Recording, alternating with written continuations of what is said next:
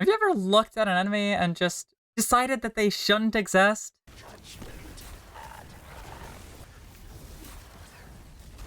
If so, this build is for you. Today, we're going over the classic Celestial Nighthawk build. This build has existed basically forever on Solar, but has only gotten stronger as Prismatic has moved into the mix. Solar as a subclass does tend to be pretty fragile, relying mostly on Restoration to stay alive, but with Prismatic, we don't have that problem, and we get many benefits, so let's get into it. Our build around is, of course, Golden Gun with Celestial Nighthawk, which turns our Golden Gun into the fabled delete button. While the build does have a delete button, its moment-to-moment gameplay doesn't actually have that much killing power, which means our main focus is going to be on staying alive, mostly by making sure our enemies can't kill us first. Starting off with our aspects, we are once again going with Gunpowder Gamble and Stylish Executioner. With our ability choices, we're going to be doing a ton of debuffing, which both of these aspects synergize with. For our fragments, we're rocking Protection because it's the GOAT for high tier content, Devotion for bonus Transcendence energy, Ruin for biggest stasis shatters to go with our grenade, and finally, Facet of Dawn for on-demand Radiant, since we do need it for Golden Gun. Editor's note. I don't know how I forgot it, but Facet of Hope is also here. We could run Acrobat's Dodge for Radiant, but that's generally a lot less consistent, and extra class ability energy is a lot harder to come by than extra melee energy. For our abilities, we're running Gambler's Dodge to make sure we have Radiant when we need it, Duskfield Grenade for overload slows and general crowd control, the Readied Spike, which will be serving as our main tool in moment-to-moment gameplay, not for the killing value, but purely for the Sever.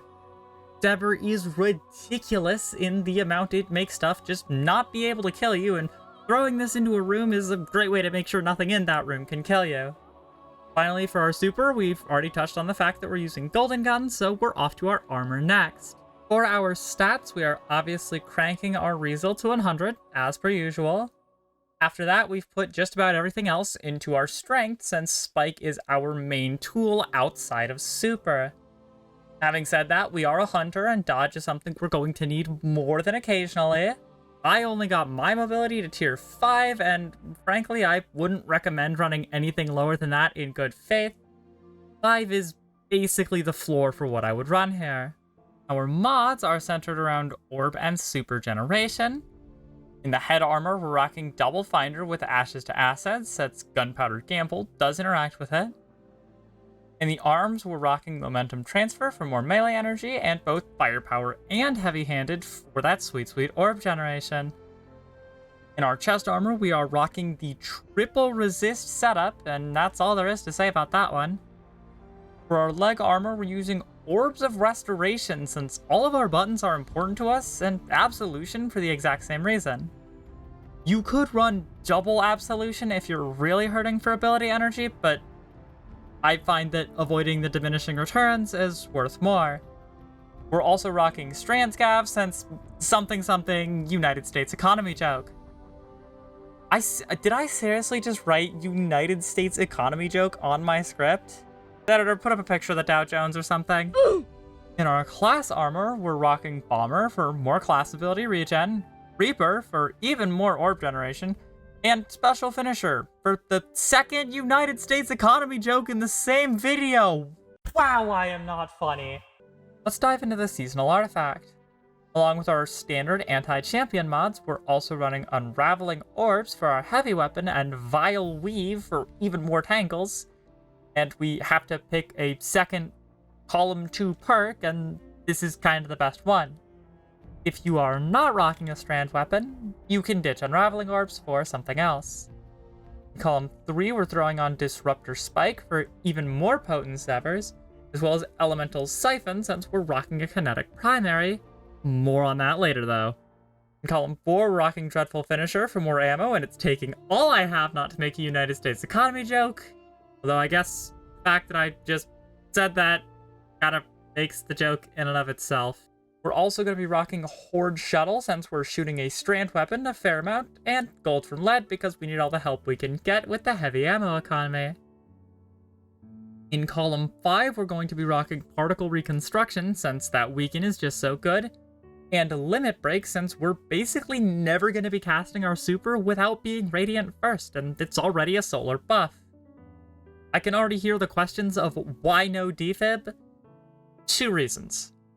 Particle Reconstruction and Limit Break are just so good for this build that it's basically throwing not to take them, and ideally champions are just gonna explode when we look at them too hard anyways, which means Bolt Charge is pointless at best and overkill at worst.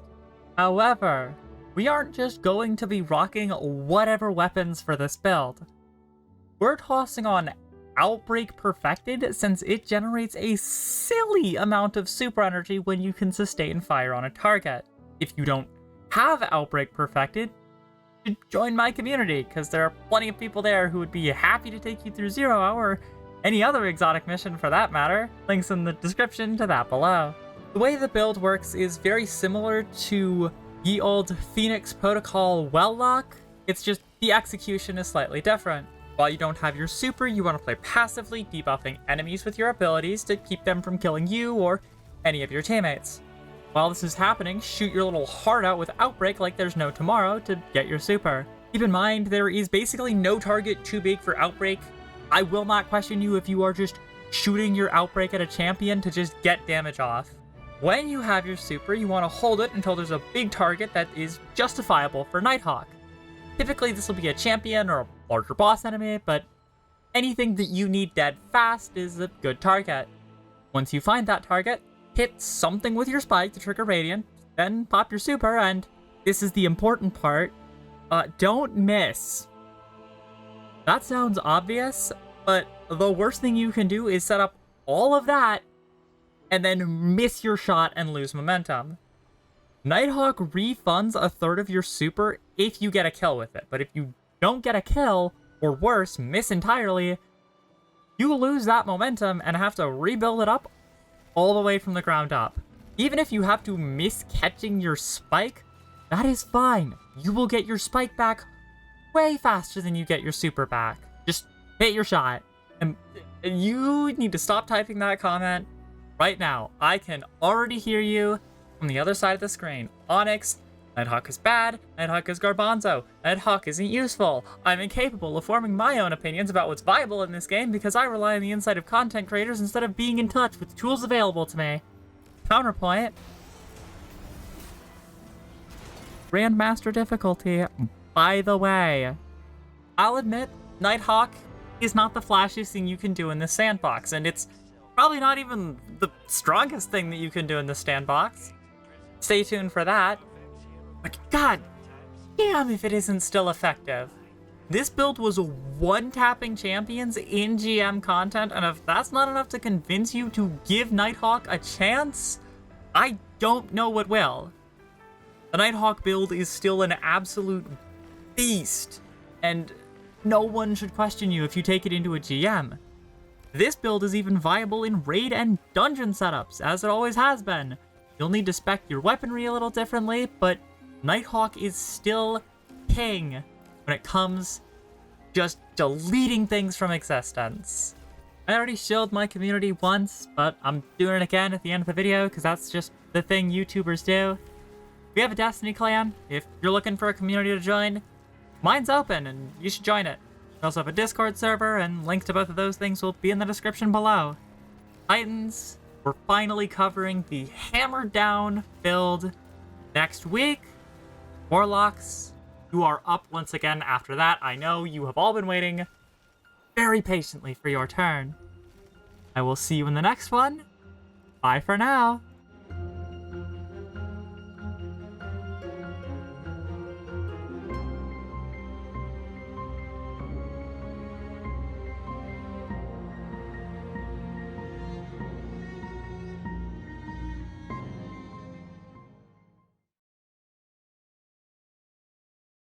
Don't worry, guys. I got this. Where are they? You sure? I just need a second. Yep. You know, if you were gonna do that, you should have told me not to pop my Goldie.